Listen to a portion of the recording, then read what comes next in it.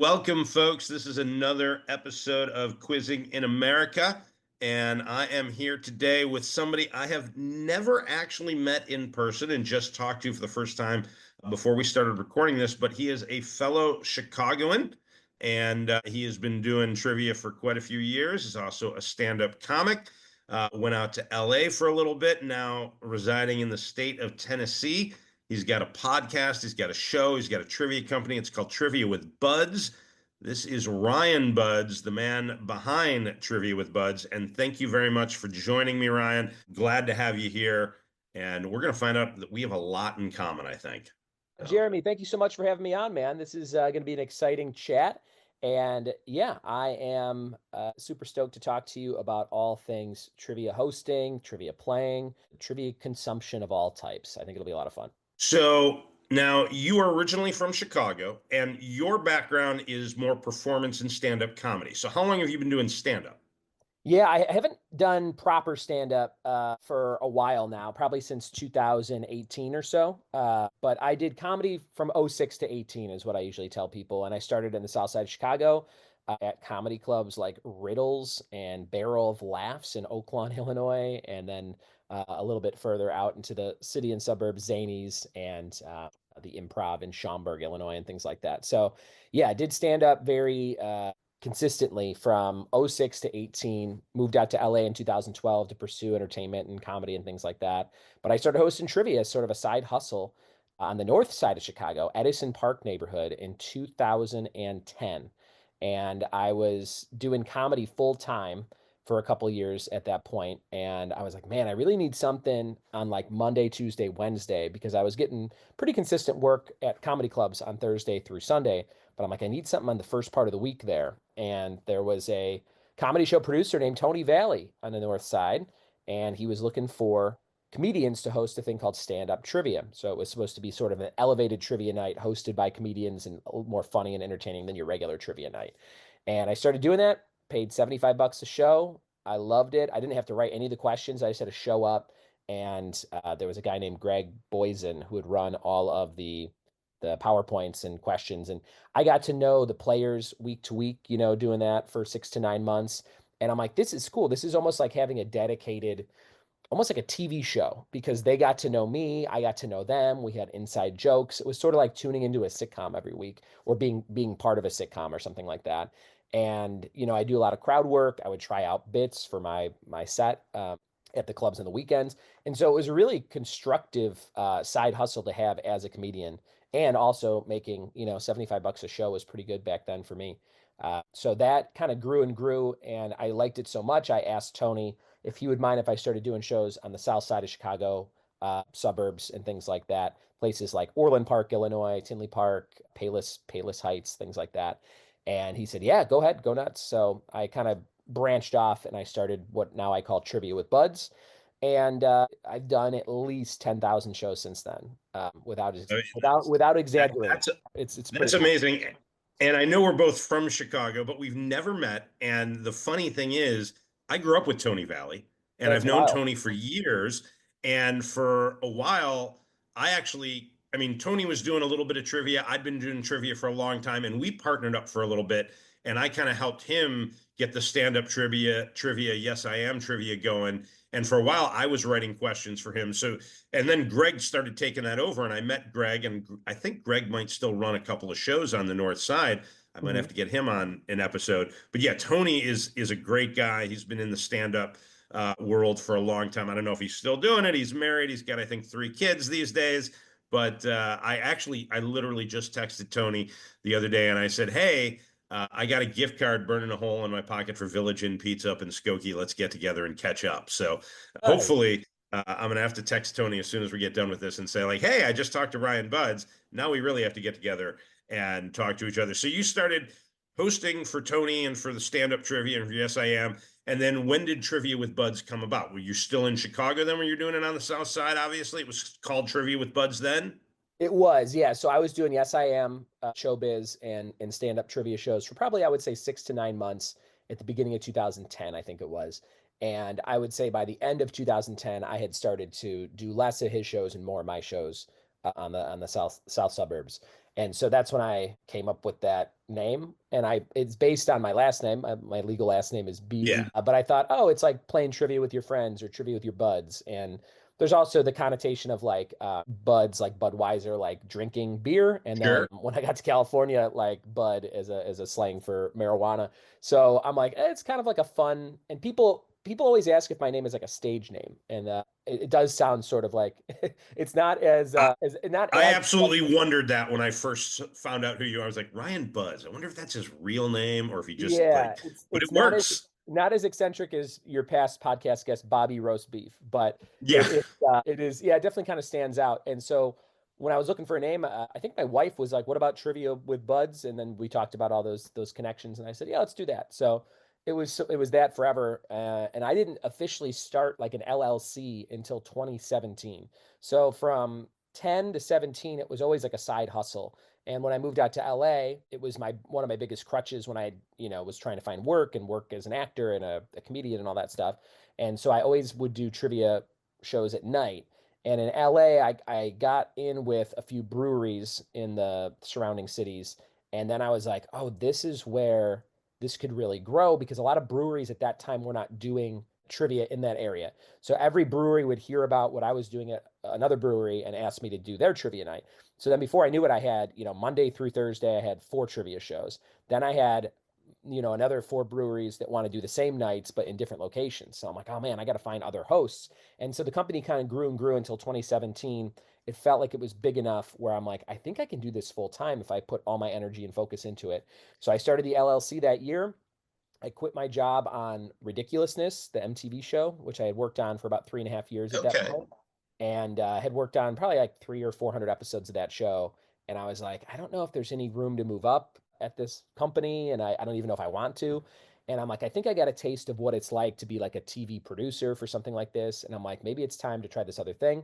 And we were having our second kid at the time. And I'm like, I really want to be around my kids more, because I saw how little I was seeing my 3-year-old daughter at that time. I was like, I feel like I'm like a divorced dad. Like I only see her on the weekends and nights and first thing in the morning sometimes. And I'm like, I want to see these kids more. So I've been full time since 17 running a trivia company. And now we do, tons of trivia, music bingo, regular bingo, game shows, karaoke. Sometimes I just get hired to MC stuff. And we've And so grown. you've moved from LA to Tennessee. Now, do you still have venues that are doing your stuff in LA or Tennessee? Are you all over? Because I know you sell packets, right? If bars just want to run their own trivia show, right? They can buy questions from you. Yeah, Or is that's that not a not? huge part of the business. I have like an Etsy Okay. page where you can download like about 30 games. Most of them are kind of holiday themed. I've noticed that sells the best on Etsy. People looking for hosting, like Easter trivia or 4th of July trivia, stuff like that for parties they're having. So a lot of that is just done on Etsy, and it's a few extra bucks a month.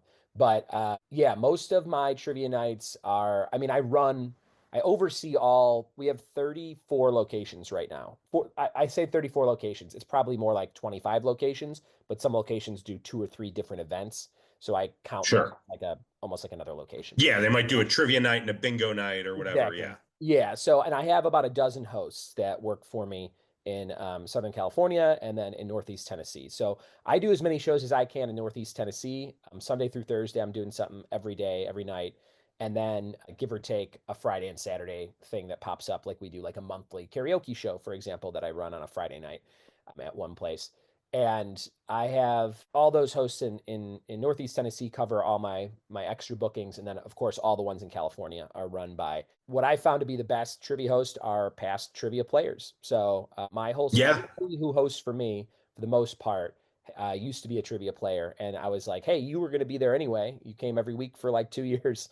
Do you want to just take it over when I move? And they're like, yeah, I'll do it. So it's so Yeah. And I mean, they understand the game, right? They they get the understand what game. They makes know it. they usually live close to the location. So a lot of my hosts are like teachers or bankers or actors, and this is like a little side hustle, and they do like one trivia night. It's just their little extra money thing, and they make maybe 300 or 400 bucks a month for me.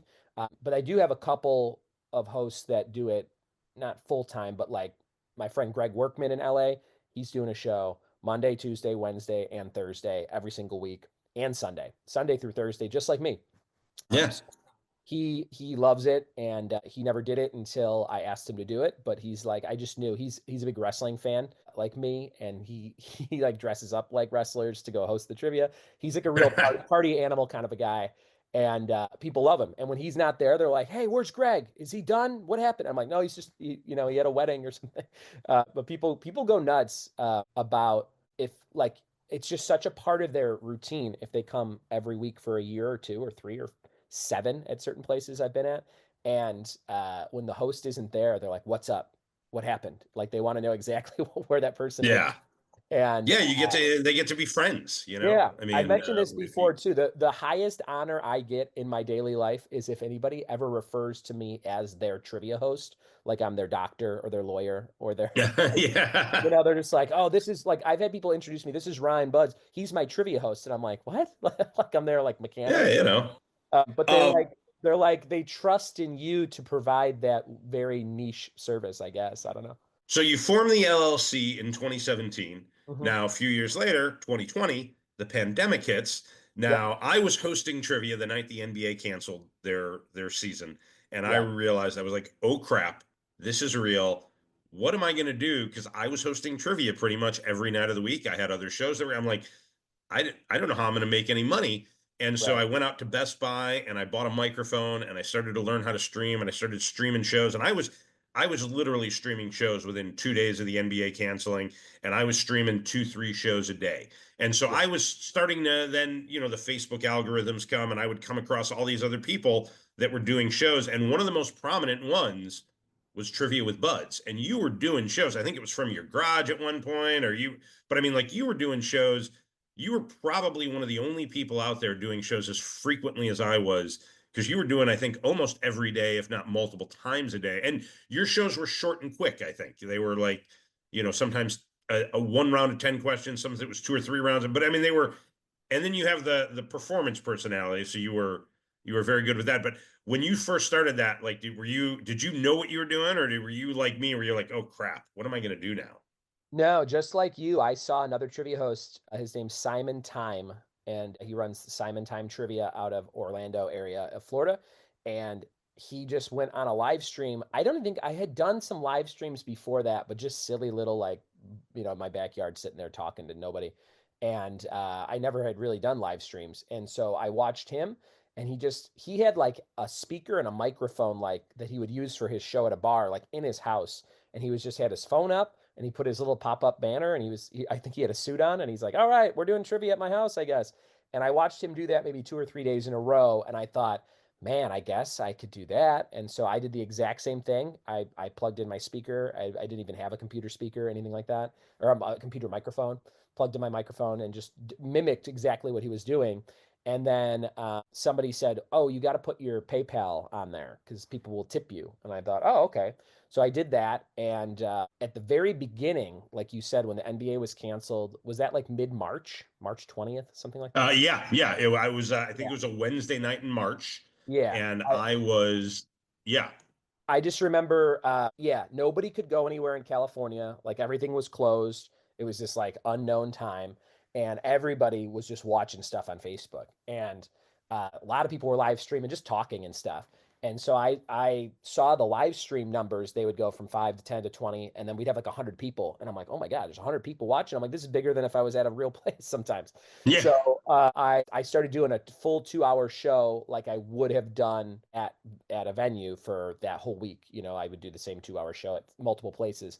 So I did it one night, and I think I made, $100 in tips or something. And I went, whoa, $100. That's pretty good money for just sitting in my garage. And then I was like, I guess I'll do the same thing tomorrow. And so every night for about 10 months, I did a 5 round, 2 hour trivia night on Facebook Live because I didn't want to turn away those tips that were coming in. And there were nights I made $600 or $700 in tips. Like I would say 2 weeks after the pandemic shutdown first happened, everybody was stuck at home and everybody was watching. We'd have 300 or 400 people in that little number in the top right hand corner. And I'm like, this is crazy. Then I would start doing themes. So I'd go, it's Disney trivia, it's The Office, it's Game of Thrones, and hit those fan bases. And then all those people would message all their friends, he's doing Disney tonight. And then all those Disney fans would come on. And yeah, I would make more money than when we had the bars open. And I was like, what is, I'm like, how is this possible? So I did that until probably the holidays of that year. So maybe not 10 months, maybe 9 months, whatever that is, Yeah. March, December. And then in December, and then around the summertime, I would say around July, I started getting hit up for lots of companies that had saw what I was doing on Facebook or heard about it, I guess, or maybe were just reaching out and found me on Google or whatever. And then I worked for an agency at the time too that was also getting hit up like crazy for virtual trivia. So I was like, okay, I can take these on. And, I would be doing between one and sometimes I think the most I did was 9 in one day. I did 9 corporate virtual trivia shows in December of 2020. I did 110 virtual shows in December of 2020. So certain days I was doing Wow. 5, 6, 7 shows, and I'd have a show, 1 to 2 p.m. and the next show starts at 2 p.m. So I'd end at 58 of the hour, run to the bathroom, come back, and then you have to pretend like Yeah. it's the first crowd of the day. Hey, what's up? By the ninth Yeah. show, I remember being like, how am I going to do this? Hey, what's up? My voice is all shot. And you're trying to entertain these people who they're not even really talking to you most of the time. They're like on mute, and I'm just talking for an hour, like trying to make this thing entertaining. And Sure. Yeah. but we always got good reviews. We always had return clients. That first couple years was just insane. And I didn't want to say no to anything because I didn't know what the future held. But eventually I stopped doing those live, and then I would always do the live stream after. So like if I had 7 shows, I would still do my 2-hour live stream for like the hardcore virtual fans. Yeah, you were about as consistent as it came when doing the line. Like I was very consistent at the beginning, and I Yeah, think I almost went at it too hard because I was doing 2 or 3 shows a day every single day from yeah, mid-March through like mid-May, and then I took like a week break, and I was like, "Ooh, I like this week off thing," yeah, and then I yeah. got a little lazy and didn't do it as much. But yeah, I remember that December I was inundated with virtual gigs. I had a day. I think my record was 6 in a day. But Yeah, yeah, they were like back to back to back to back. And it was like, okay, I'm done with one, run, yeah. get a drink, go to the bathroom, come back, do the next one. And then you just have to, again, restart like, oh, this is the first show of the day. It's not like in my Yeah. third show. It's no, these people haven't seen anything yet. So it's Oh, it's all new to wild. them. Plus, there was Yeah. tons of show prep. So I was using CrowdPur. Do you know CrowdPur? Yeah, I've heard of it. Yeah. I was using the service called CrowdPur to do all the virtual stuff because very early on, I'm like showing PowerPoints on like a virtual call for like 100 people from like Microsoft or something. And I'm like, I go, this needs to look a little bit like fancier. So somebody goes, check out this guy doing a live stream. I think he was out of Chicago too, or Illinois somewhere. I want maybe Piatone. For some reason, that's jumping out to me. Oh, I think that is right. That somebody was doing a live show that you could play and buzz it on your phone on CrowdPur and watch it live. And I'm like, that's kind of cool. So then I started using that, and there's so much customability with it. I was like, this is great. You could put the company's logo on it, and I'm like, this looks really professional. And I didn't have to do any scoring. It does all the scoring for you. And so I've used CrowdPur easily 3,000 different times, maybe 5,000. I don't know. Definitely over 3,000 since then. But I love CrowdPur. It's my be all end all for anything virtual. I use it every day in some way. But Okay. at that time, where was I going with this? CrowdPur virtual shows. Oh, in the fall of 2020, my wife and I, for our anniversary in September, also made the decision to move because we were trying to buy a house, and every place we could afford, because we finally had money from all these shows that were coming in, Yeah. and we paid off all our debt and everything was going. And I'm like, I think we got a down payment for a house. So we started looking at houses. All the houses were like further and further away from LA that we could afford. And we're like halfway to Vegas. And I'm like, why don't we just move to Vegas? Everything's cheaper. We could live there in a pretty decent house. And she's like, I don't want to raise our kids in Vegas. And I'm like, yeah, I guess you're right. But then we got that discussion going, and we talked about East Coast. And then I said, weather maybe is too crazy. Let's get a little bit inland. My brother lived in Chattanooga, Tennessee at the time, and we loved visiting him, and we love the weather there and stuff. And then I found out there's no state taxes in Tennessee. And I'm like, let's move Yeah. to Tennessee. So we moved it. We found one house. We came and looked at it. We bought it the next day, and we were out from in April 20th, 2021. We got to our house. We bought it, I think, in February, and then we let our daughter finish school. She finished a little bit early. She was in like, I think, kindergarten, and then we packed up the truck and moved, and we've been here ever since. And it was So how far from Chattanooga are you? Are we're you three and a near? half hours. Yeah, we live in Johnson Oh, City, okay. Tennessee. It's about an hour from Dollywood and Asheville, North Okay. Carolina. We're like 20 minutes from the Virginia and North Carolina border, so way top hand right of the skinny state of Tennessee.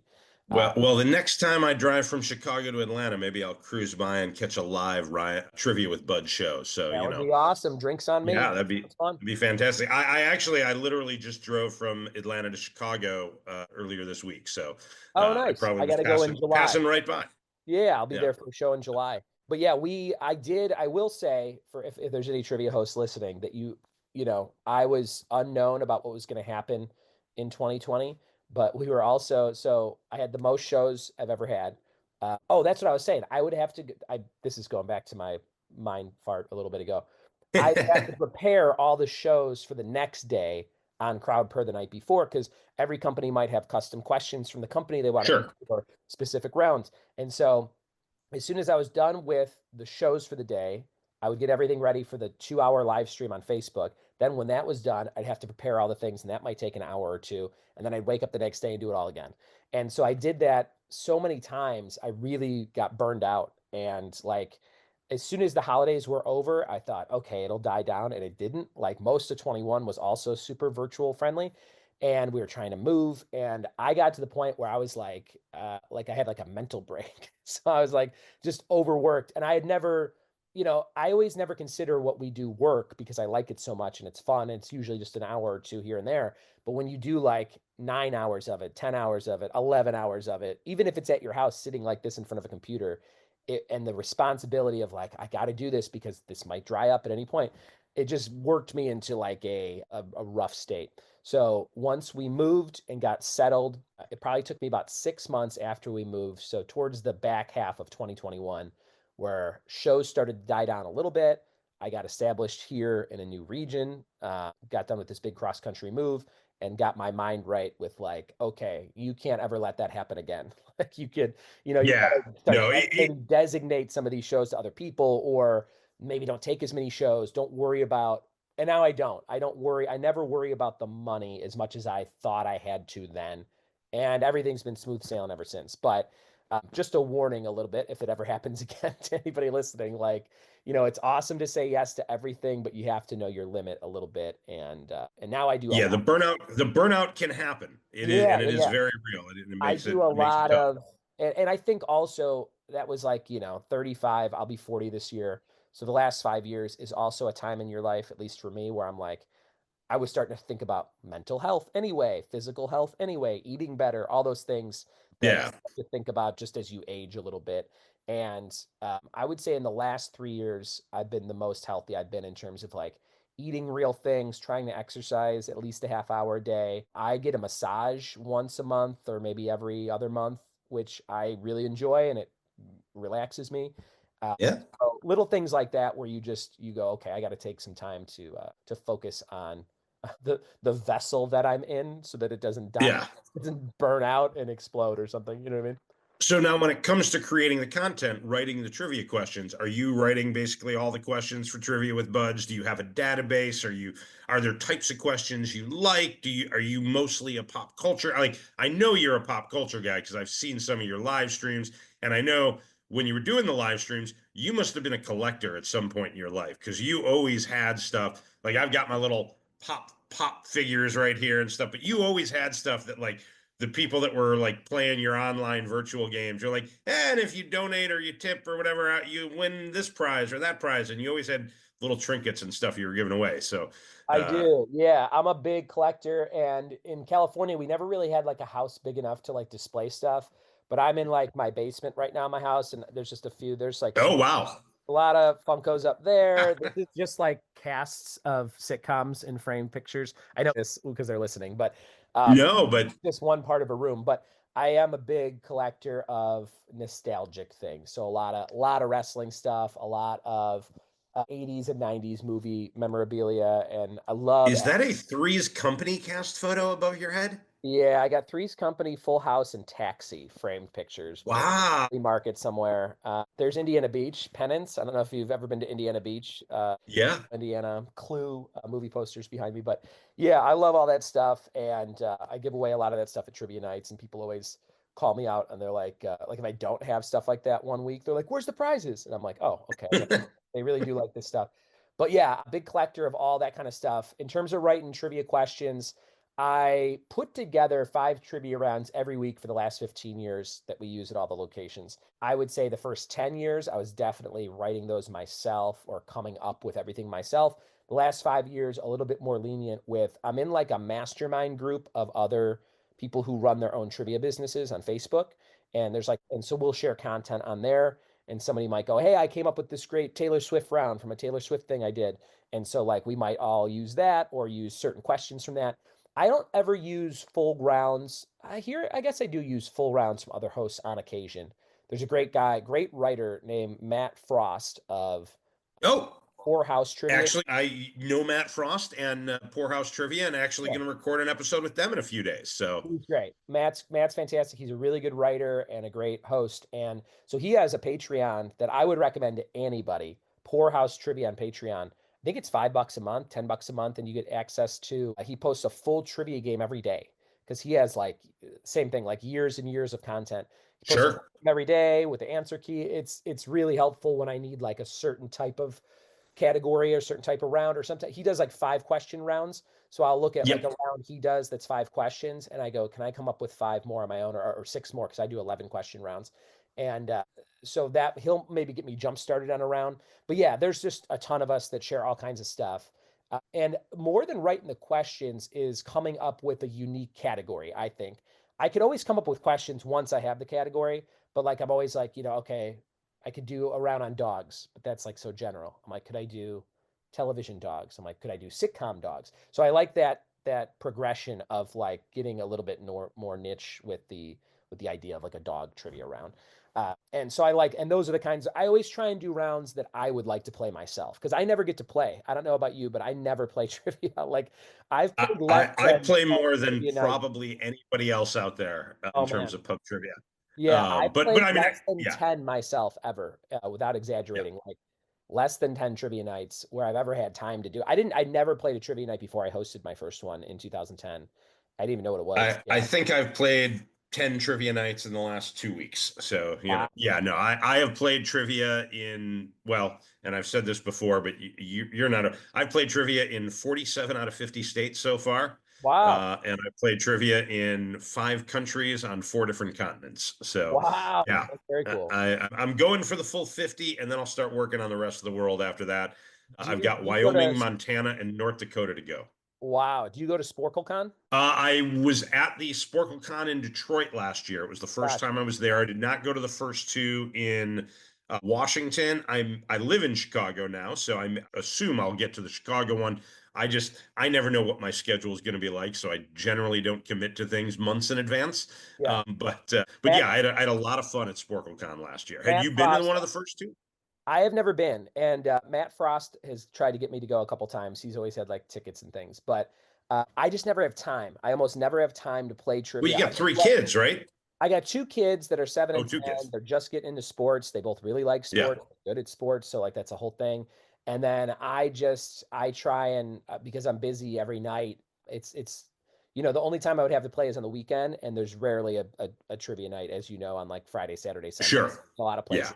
There is one place here I could play like on certain Sundays, and it is fun. I love it. I need to do it more because every time I play, I go, oh man, this is why people like to do this. Like I Yeah. sometimes I forget No. about why people even show up, and then until you're on the other end. And I love the idea of what it is and the camaraderie that you get with going and just the routine. I wish I had time to have a neighborhood bar that had a trivia night that I could go to. I would love that. And when I first moved here, actually, I take that back. I probably played more than 10 trivia nights, maybe 20, because I Yeah. forgot that I used to go by myself to a few places around here to see what the trivia was like in Northeast Tennessee. And without toot my own horn too much, I realized I'm like, these hosts are not very good. Like whenever I see a host in like shorts and sandals, not that you got to dress up like what I'm wearing now, I might wear to a trivia night, but I'm like You sure? something about shorts and sandals. I'm like they don't really give a shit or something. Like I just there was always a rule like if you did stand up in shorts, people are just like it was like a sloppy like unless that was like your character or something. I Yeah, remember your people always shtick. yeah, I just remember people being like, you can't perform in shorts. And I had done it a few times and realized, yeah, that is kind of not the best thing to do. Whenever I see a host that is like really bad, it's always a terrible mic. They hold it like this. You can't hear it, anything. It's like one small speaker that's not connected to anything. And so I would take all these notes and go, okay, if I start doing shows at other places and people hear about this, I've never been one to, I've never poached a trivia night. I've never been like, hey, you have that company, you should use mine. But I am a big fan of when someone hears about what I do and they go, or they come see it and they go, that's way better. And we'd rather have you doing that thing because more people will come if you're there. So I'm always down for that. And that happens not all the time, but it's happened, half a dozen times since I've lived here. And Yeah. some of these other companies, they have 300, 400 trivia nights a week in the region. And Sure. uh, Challenge Entertainment, I think, is the biggest one in Tennessee, right? right, right. Yeah, I would say Challenge is the biggest. Knoxville trivia guys, and Yeah. I like parts of their format, and I do like certain hosts at certain places. Not to down their whole companies or anything, but I think as a smaller like mom and pop single guy run company, it's just easier to make what we do stand out in a. I also show everything on a screen if I can, and that's something I never see at other trivia nights. And I know it's sort of a pain in the butt to have that hook up or whatever, but that's a huge compliment I get from a lot of players is like, I like that I can visually see the question on a PowerPoint or whatever it is, because my mind works better reading the words than trying to listen to you just say the words. And I, Yeah, no, there's definitely people that are more visual than audio yeah, and then you could do learners visual and rounds listeners. very easily and things like that. And I started doing that. Well, Yes, I Am Showbiz would show their stuff on Power. I mean, Sure. they would show their stuff on PowerPoints. I use the same format as them, by the way, to this day. 5 rounds, 11 questions each round. You can double one of the first 4 rounds of the show to get up to 24 points, and the number 11 is worth 2 points. So it's 10 questions, all worth one, and number 11 is worth two. So that's my format. I think you asked me that a long time ago, but yeah, Yeah. and then we do a thing called the confidence round, which is 10 totally random questions at the end, no set category, and you rank your answers 10 through 1. 10's the highest, 1's the lowest. And that's the format I still use to this day. It's a lot more trivia questions than a lot of other companies too. So we do that's 54 questions, and then I do a smartphone round that's 10 extra questions with CrowdPer, and that's 64 questions. Then I'm myself. I don't make all my hosts do this, but I do like little mini games, like a name that tune, or like we'll do like a Family Feud thing and stuff to kind of showcase other things that I do for people that want to book private parties and things like that.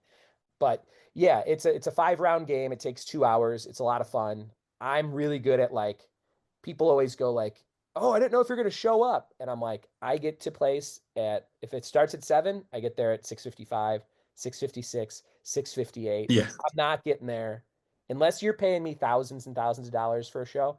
I'm not getting there that early. Sure. I'm walking in because I know exactly what I need to do. I know how long it takes. I know that most people are not going to be there till 7:10 anyway, and that's not because of how I've set the table. It's just how people are at most places. Sure. So I don't start. I always know I'm not starting till 7:08 or 7:10 anyway. So I know that I'm walking in there, I'm plugging in a speaker, I'm pulling up my laptop, and I'm wirelessly connecting to that TV. It takes 2 minutes. And Well, so and you've been doing it now for well over a decade. You know yeah, what you're doing. You've got it yeah. down to a science. You don't And I'm need done. 30, I'm 40 done at minutes of prep time. I'm done at 9 o'clock, 9:05 at the very latest. Never going past Yeah. 9:05 unless I'm drinking a lot, which is I try Yeah. not to do when I'm hosting. Like I'll have a beer or two, but like if it's maybe there's a big celebration or it's like an anniversary at the venue or something, I might, we might go a little bit longer because it seems like people want to carry on. But Yeah. I, I always have clients ask, how long do you need to set up? And I'm like, I don't know, yeah. 5 minutes, Oh my two God. minutes. When a corporate client goes, okay, the show's at 7, we need you there at 2 p.m. to set up. I'm like, what do you think I'm building a set from wood? What's Yeah. going on? Like, it's just crazy. But anyway, when I get there, we get done right on the money because I know that some of those people have babysitters or they have work the next day, and like that experience should be 2 hours. I think. I don't think it should ever be much longer than that, and Yeah. maybe shorter than that is fine. But I think if the venue's paying me to do it, I want to give them a 2 hour experience where for that 2 hours they're making at least 10 times what they are paying me to do the thing. And so Yeah. in that 2 hours, we need people to eat and drink and have a great time and tip and all that good stuff. And someone told me, I always try and shoot for the 90-minute to 2 hour window for a show. 90 yeah, minutes, I think, is about as perfect. good. If you want to get it short, I think 90 minutes is good. If you Hmm. go over 2 hours, though, yeah, I think people are like, they have other things to do. I If asked other, yeah. I ask the bartenders all the time too. I want to know if the bartenders are having a good night and if what I'm saying is helping them have a better night and things like that. I asked a bartender last night, I go, what's the most you ever made when I was here? And this was at a music bingo venue.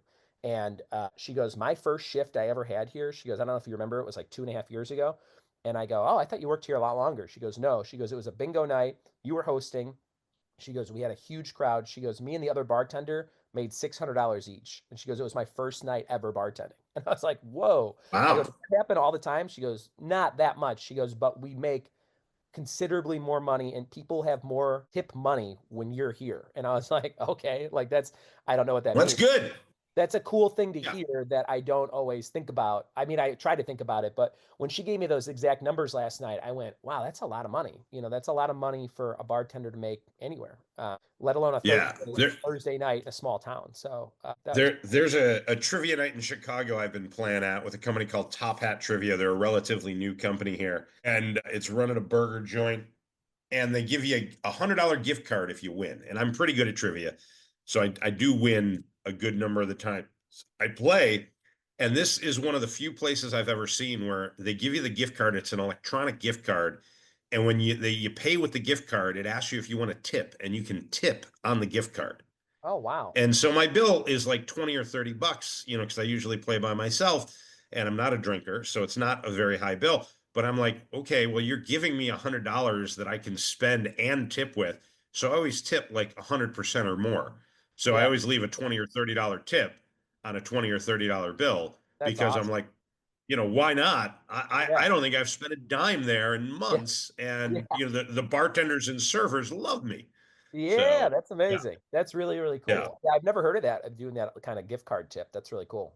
Yeah, no, very few places will let you do that. Yeah. I've come across a few, so it probably there's good reason they don't let you do it, but whenever I can, I'm like, oh well, then the server should win just as much as I do. So, all right, so you Yeah. do 5 rounds. So I don't know, do you have any questions handy? Maybe we'll get a little trivia with Bud's experience going. I don't know what you've got on tap, but I love to answer questions. So, Yeah, uh, that's great. I think that's cool that you play so many different trivia nights because you've probably played what, 100 different formats out there, like in Oh, at least, at yeah, least. In that's really fact, cool. whenever I can, I try and go and find new and different formats, whether it's somebody who's hosting one night and it's the only show they do, and it's just a little side hustle where they do one night at their local pub and they like doing it, or it's somebody like you who's got a number of venues and you have people working for you, or it's a company like Challenge Entertainment and they have hundreds of venues around the country, maybe thousands.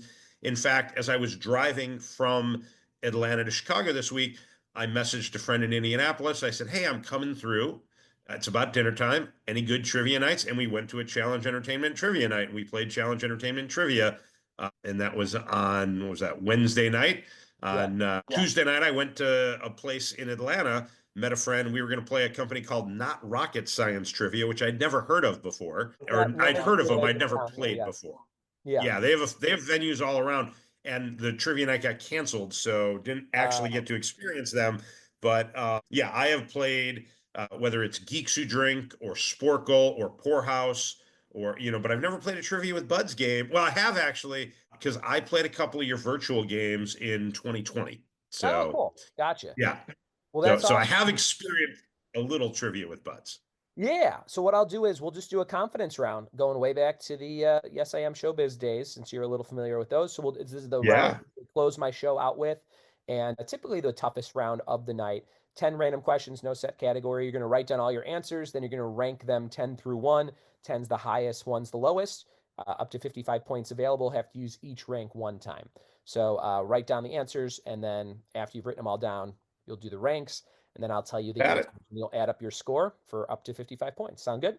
All right, All right, here we go. let's go First for it. question, confidence round for my friend Jeremy.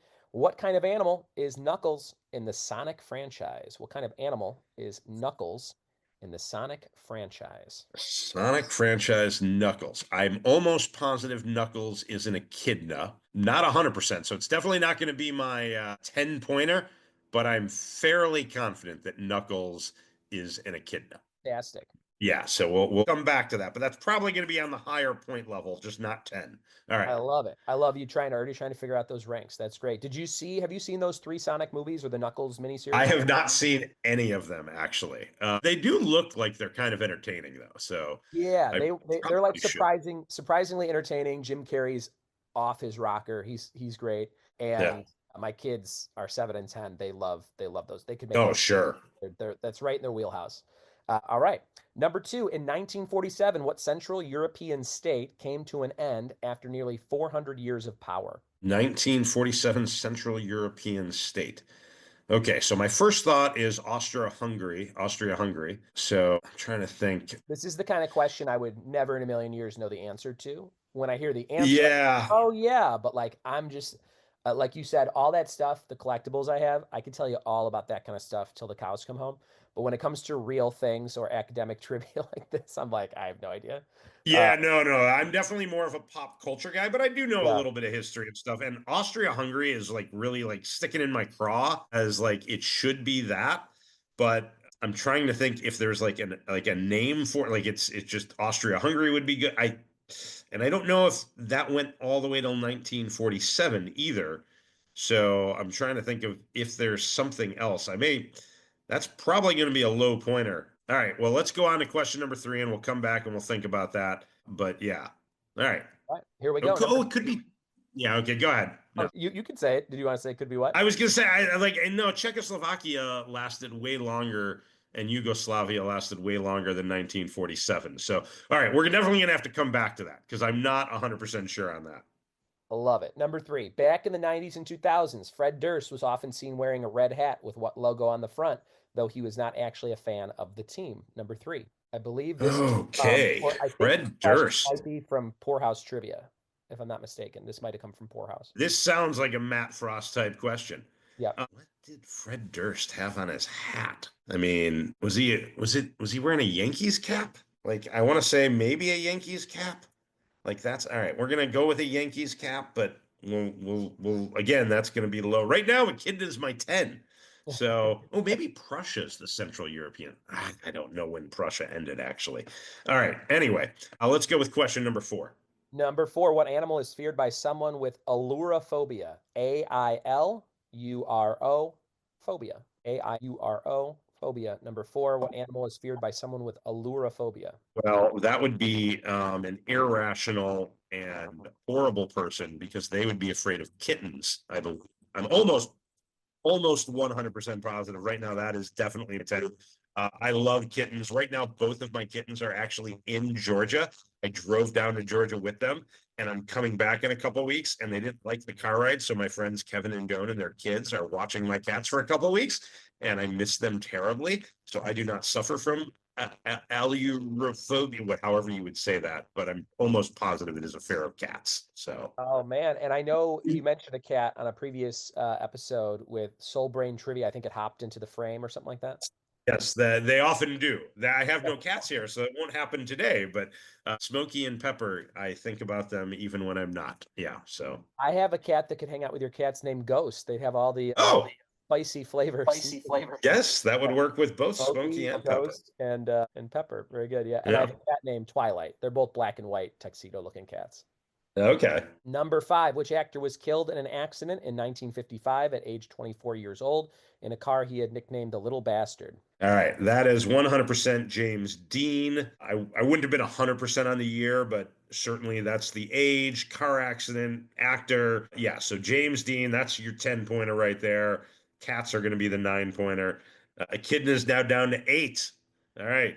I like how you're doing it. Number six, how many points is the Z worth in Scrabble? Yeah, well, all right. Well, there's your 10 pointer.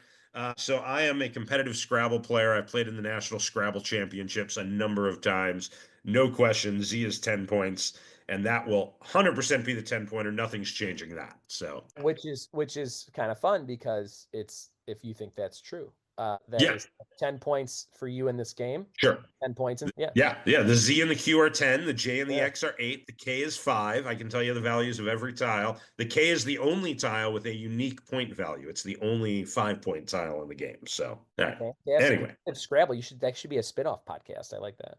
Yeah, I don't know if there's some Scrabble YouTubers. I don't know if there's any real good Scrabble podcasts. Maybe I'll get one of them to co-host a Scrabble podcast with me. Have you ever come across, and I don't know the name of the group that does it, but people who do crossword puzzles on Zoom online together? No, I I have actually not. they were looking for some kind of host for it, and I didn't fill out the application, but it sounded interesting. But like I looked at some of their YouTube stuff, and they had like Patton Oswalt on an episode. Oh yeah. They basically have like celebrities on to solve a crossword puzzle like clue by clue with a few people who are I don't know, fans of that person or just fans of crosswords or what. But it was sort of an interesting thing, like a community crossword puzzle. And I was like, oh, I never heard of that. Yeah, yeah, that's interesting. I'd like to check that out. Number 7, which US president is on record as having received a speeding ticket for riding a horse too fast? Repeat that for me. Which US president is on record as having received a speeding ticket for riding a horse too fast? Wow, this is a fun. Okay, this is probably going to be the one because I really, I mean, you got to figure it's got to be an old-timey president. Oh, it could be like Reagan. He had a rant. No, I mean, this is something I feel like I should know. Grant had, they have Grant's farm because he had a farm, I think, in St. Louis. Like his wife was from the St. Louis area and they had a farm with horses. I could go with Grant. I mean, this is really going to be a guess. So I can't see me going any more than 1 point on this unless there's something I just absolutely have no idea on. I love hearing your reasoning because as the host at a loud bar, I never get to hear any of like Yeah, what's it happening is at the fun to table. kind of hear people logic them out and try and figure out like what would be the answer. Like I would figure if it's speeding on a horse, it's got to be before the advent of the automobile. Although at the same time, would you really get cited for like, did they have speeding violations before there was an automobile? So I'm kind of torn between it has to be before the car or maybe I mean, Reagan had a ranch with horses, so I'm thinking if I'm going to go recent, I'm going to go Reagan. And he, I don't know, I could see him doing that in his Hollywood days and getting a ticket. I know Grant had a farm and had horses, so I could go Grant. You got Teddy Roosevelt was with the Rough Riders, certainly famous. So probably going to be Grant, Teddy, or Reagan, but we'll see which one I go with, and it's probably going to be the one. Anyway, let's move on to question 8. That just made me think of like I'm like, would people watch that TV show where it's people playing a trivia night and there's like a mic on their table so you can hear all of their conversations about Ah, what the answers could be, and it cuts from table to table. And I don't know, that might be it's I interesting. think I think it's got potential. I think you have to get the right people on there. You have to get people. Yeah. Sometimes you hear people, and I've listened to a lot of trivia podcasts, and I actually like when people are answering questions on pod. That's part of the reason I try and do it.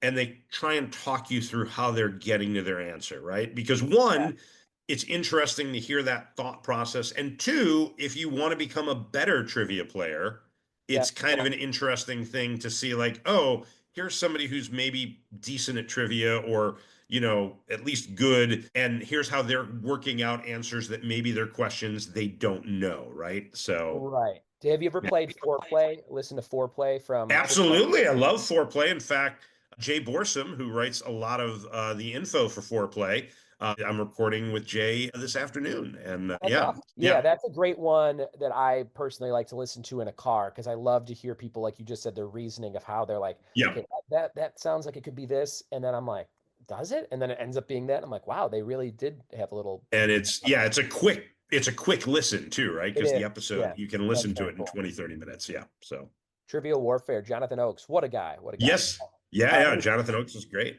Number 8, what character did Lawrence Fishburne play in The Matrix? What character did Lawrence Fishburne play in The Matrix? Oh God.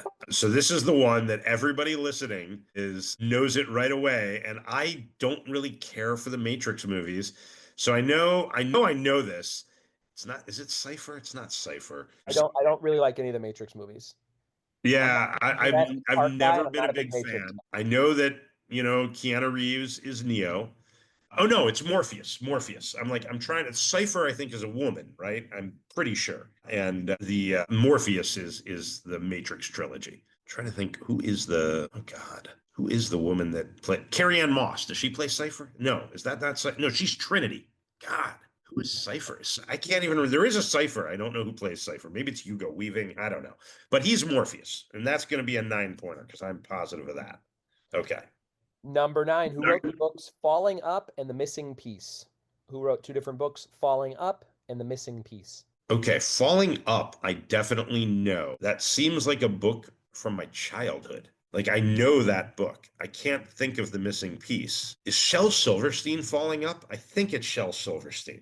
I can't picture the missing piece. I'm gonna go with Shel Silverstein. All right.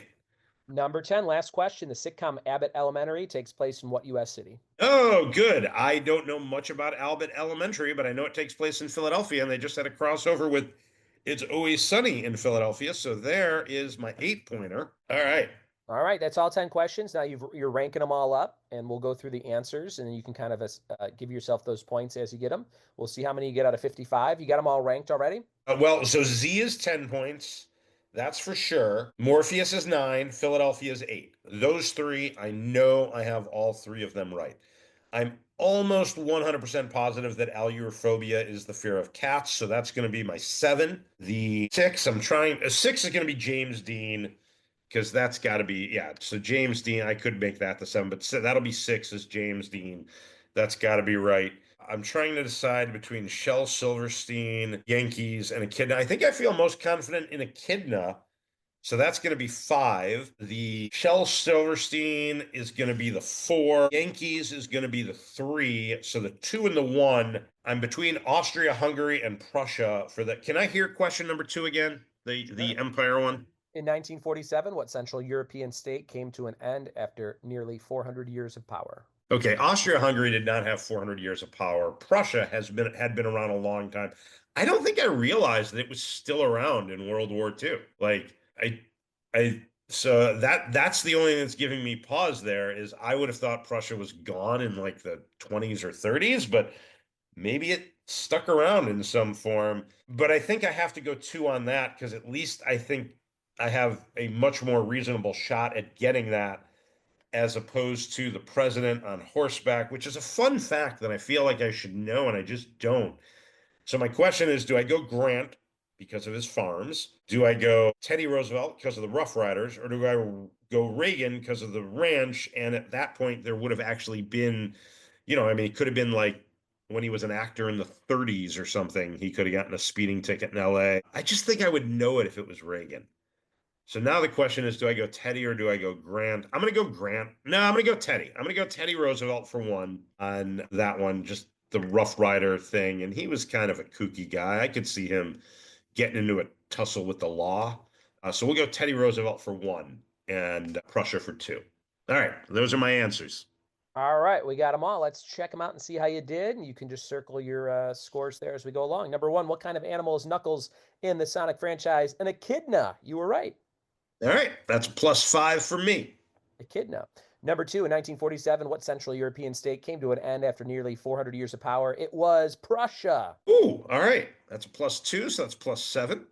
Number 3, back in the 90s and 2000s, Fred Durst was often seen wearing a red hat with what logo on the front, though he was not actually a fan of the team? New York Yankees. All right, good. That's one of those where I couldn't remember, but it seemed like the most obvious team to put, right? The So red kind of throws it off, You're like, was it? yeah, that's true. Yeah. Number 4, what animal is feared by someone with allurophobia? Cats. Okay. Number 5, which actor was killed in The Little Bastard? James Dean. Number All 6, right, 20 that's points is the Z Worth in Scrabble, 10 points. knew that. Number 7, which U.S. president is on record as having received a speeding ticket for riding a horse too fast? Ulysses S. Grant. Oh I looked man, it and I up, had and it as one of my final choices, but I went Teddy, so I lost out on that point.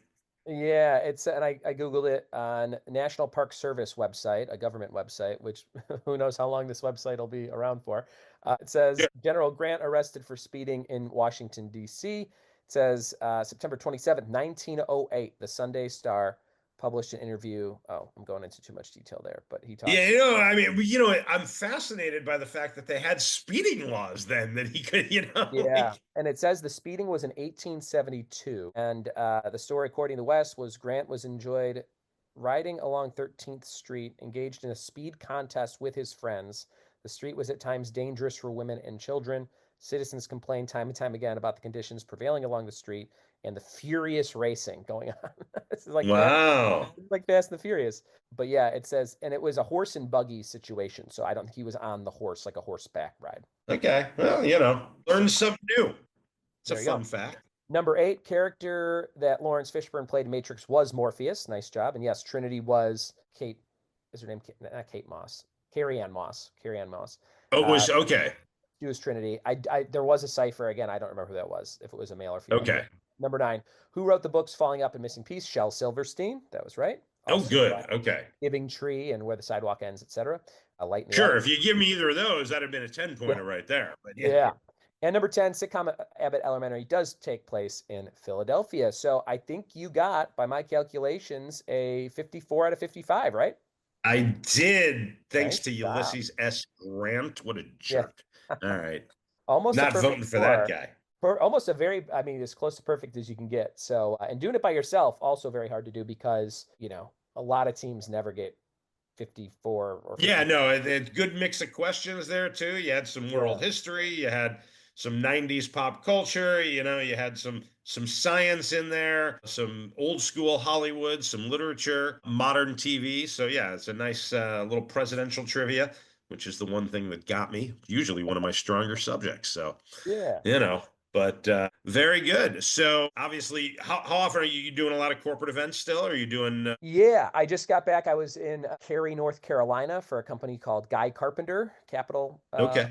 I think a capital company. And we did an hour and 20 minutes of trivia and games and buzzer games and all kinds of stuff. So I'll actually post I never remember or even have time or the thought to take video during corporate shows so I can try and get more. Yeah, I need to do that too. I finally did, and I put together a nice little 2-minute video from the other night. So I'll be posting that probably on Monday everywhere. But yeah, a lot of corporate trivia, still doing virtual stuff, and I'm down to travel anywhere. And it's triviawithbuds.com if people are looking for you.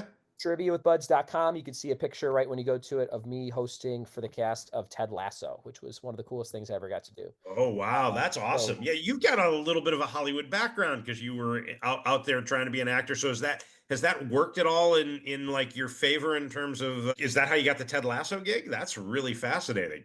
I think so. I think when you just have honestly, though, I will say the number one thing I always go, how did you find me? People go, I Googled trivia host. And I don't know how keep coming up all the time. And I'm sure there's lots of other trivia hosts that come up too. But I think ideally, my goal is if you go to my website, you go, that looks like a guy who does that thing we're looking for. Like visually right away, you're like, that looks like the guy who does that. So I try and make my website attractive in that way. And it has all the logos for every major company I've done, and a picture of me in front of like this Ted Lasso thing. So yeah, I think it's a lot of lucky Googling. And then if you deliver on those lucky Google events, then it leads to more and more. So I've been lucky enough to host trivia for the cast of Ted Lasso. I've done that for the cast and crew, 2 different events, which was great. I did the cast of Family Guy for a Comic-Con at Home event in 2021. And that was crazy because usually I'm trying to be the person that's like the entertaining person making the things happen. But when you're on a call with like Seth MacFarlane and Alex Borstein, Yeah. You're just kind of sitting back and like, I would just wait for them to stop joking and then go like, oh, here's the next question. Yeah.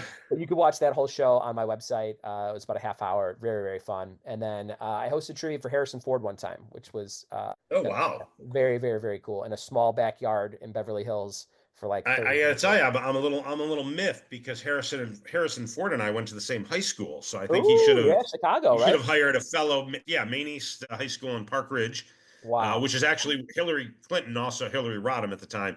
She went there. She's a little younger than Harrison Ford, and her senior year they opened up the sister school Maine South. So technically, she graduated from Maine South, and Harrison Ford would have gone to Maine South, except it hadn't been opened yet when he was in high school. So, Wow, that's wild. but Yeah, yeah. he was grumpy, as you can imagine. Like there's no Yeah. way it was his idea to go to this party that was having this trivia night for this doctor's 50th birthday. He was with the Flockhart, and I imagine he got dragged there and was like, "What are we doing? Oh, great!" There was a Star Wars question that his team missed, which was hilarious. It was, which hand did Luke get cut off in Empire Strikes Back? Oh yeah. And his team picked the wrong hand. I believe it's the right Yeah. hand. And It is, yeah. and then he said, "I wasn't even in that scene. Give me another one." But yeah, I'll tell you, if you ever yeah. get the chance to ask a question to Harrison Ford again, you should ask him this: who was the first person to say, "May the Force be with you" in the Ooh, Star Wars I films? just asked that, and it's the gal, the woman. It It's is the woman. not the woman. It's not. It's General Dodoma Oh, when that's he's it. doing Yes, the it was battle at the Battle of Yavin, and he's given and Han says it to Luke before he leaves to fight in the Battle of Yavin. So most people think it's Han when they guess, because they forget this total throwaway character said it as he was I don't know delivering why. like the I battle. knew it was a general. I, for some reason, thought it was a female general, but you're right. Yes, 100%. When you said Yeah. the name, I was like, that was the name. I Yeah. just asked that the other day for May 4th for this year for some kind of Sure. we asked that question. But yeah, so yeah, I will just put it all up to luck. I got all those from luck, and all of those. Well, a lot of it's luck, but a lot of it is your personality, right? Like you're a great personality, a good guy on the mic, you're fun, you make things entertaining. And that really, trivia is fun. It's great to show what you know. It's, like that's kind of the point to a degree, but you're also there to make sure people have a good time and make sure people are entertained. And when you're in a bar, you're there to make sure they're spending money and making money. Like you said, servers are having a good night, the restaurant, the bar is having a good night. So you're doing a lot of things when you're a trivia host. That's very kind of you to say. Yeah, thanks, Jeremy. It's a real pleasure. Like when you ever get, I'm sure you've had it. Whenever you get called to do it again, it's like, oh, yes, all right, that went well. Yeah, I did something right. They want me back. And I'm if you appreciative of that fact. even with something much smaller like a weekly gig, you're like, they want me to come back every week. And then when I think about the places I've been for years, I'm like, they've wanted me to come back every week for, I don't know, 400 weeks in a row or whatever that is, like at certain places. So that's always very cool to think about. Yeah. All right. Well, we're gonna wrap things up because this probably went longer than most episodes do. But I knew, like, when I reached out to you, I'm like, I don't know this guy, but I know we have so much in common that it's gonna go longer than I want it to. But thank you again for doing this. Is there anything else you want to say, or anybody you want to shout out? Anything you want to say as we sign off? Sure, yeah. For any trivia, bingo, game show, karaoke, I'm starting to do this thing called Adult Spelling Bees, which is really, really fun. I could talk more about it to you another time, but reach out on my website, triviawithbuds.com. There's a contact form on every page, which I highly suggest every trivia host does. That was told to me by a marketing person. They said make sure there's contact form on every page so that if somebody stumbles across any part of your website and they like what they see, they don't have to go to another page to contact you. And I thought that's a really smart thing. So That is smart. And then I can see too, each contact form has a different number. So I go, oh, contact form 3, they were on my bio page, or contact form 4, they were on my clients list page. And then it gives me an idea of what page they were on when they wanted to reach out to me. So just a small tip. Okay. Oh, that is, yeah. Yeah, triviawithbuds.com, and it's BUDDS. Email me anytime, RyanBuds, RYANBUDDS @gmail.com. And check out the podcast. I just hit 2,000 episodes, and people go, whoa, that's a lot. And it's been 9 years since I started the show. But my podcast is, it's just rounds of my trivia. So it takes, I could do all 5 for a week. I put it out every day, Monday through Friday, and I could do all 5 Oh, wow. in like an hour and a half, record, edit, posted. So Sure. it's not nearly as much work as a show like this. But Yeah. 2,000 episodes, and you can find it wherever podcasts are found, and I hit subscribe, new topics every day. And sometimes I do the confidence rounds as episodes like we did on your show today. Yeah. I like those confidence rounds because then you get to pick and choose, like, okay, this is the one I know the best. This is the one, that I'm least sure of, and stuff like that. But well, anyway, thank you again for agreeing to do this. It's been a lot of fun. Finding out a lot more about what you do and how you got into it, and that we have so much in common in terms of our history and stuff. And again, I'm going to shout out Tony Valley, and I'm going to get a hold of you, Tony. We're going to get together soon and catch up. Thank you all for listening out there. We'll be back next time with another Quizzing in America episode. Who the guest will be, who knows? I'm not quite at 2,000 yet. All right, that's all, folks.